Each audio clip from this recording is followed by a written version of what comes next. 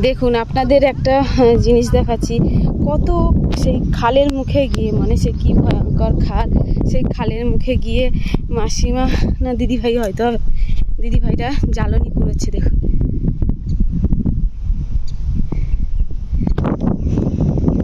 আর দেখুন এই খাড়িগুলো দেখুন, জলটা শুকিয়ে যেতে একটা পুরো জঙ্গলের গায়ে আছে। কিন্তু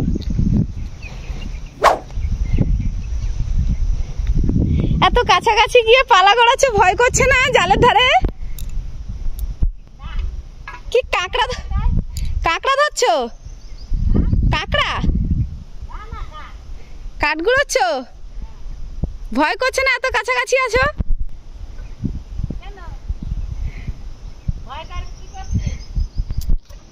এই তো জঙ্গলে তো বাঘ আছে তো।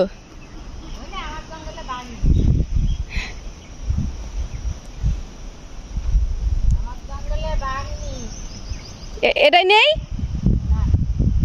ও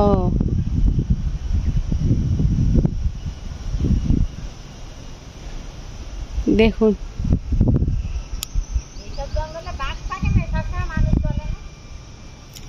তো এর ভিতরে আছে, ভিতরের দিকে মানুষের ভয়ে দেখা যায় না।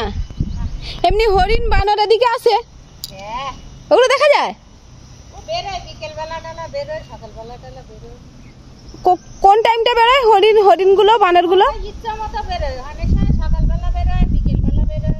দেখুন কতটা খাঁড়ির মুখে গিয়ে দেখুন পালা গুঁড়োচ্ছে। সুন্দরবনের মানুষরা নদীতে এই যে জঙ্গলে যে পালাগুলো, শুকনো পালাগুলো ভেঙে পড়ে, সেগুলো এনারা জ্বালানি হিসেবে ব্যবহার করে। দেখুন কত কষ্ট করে এনারা। দেখুন এই সেই জঙ্গল তো বলা যায় না কখন থেকে এতে আপনি বলছেন নেই, এ তো মানে যখন তখন তো এটা হেঁটে বেড়ায়, যেখানে সেখানে চলে বেড়ায়।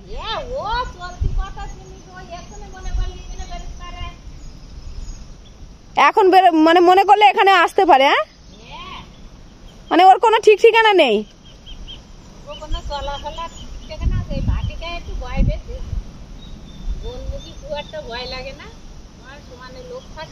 ও আচ্ছা আচ্ছা, ভাটার টাইমটা অতটা ভয় করে না, কারণ ভাটার টাইমে সবাই মাছ কাঁকড়া ধরে, মাছ টাছ ধরে।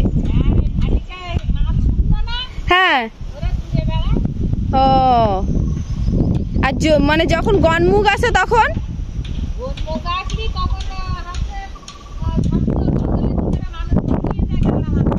আচ্ছা।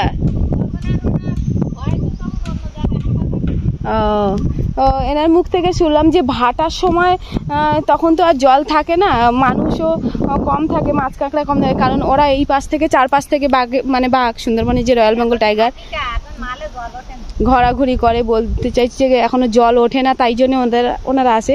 কিন্তু জোয়ারের সময় ওদেরকে ঠিক যখন গনমুখ হয়, মাছ কাঁকড়া ধরে, তখন নাকি দেখা যায় না। দেখুন নদীতেও হাঁস চলাচল করছে।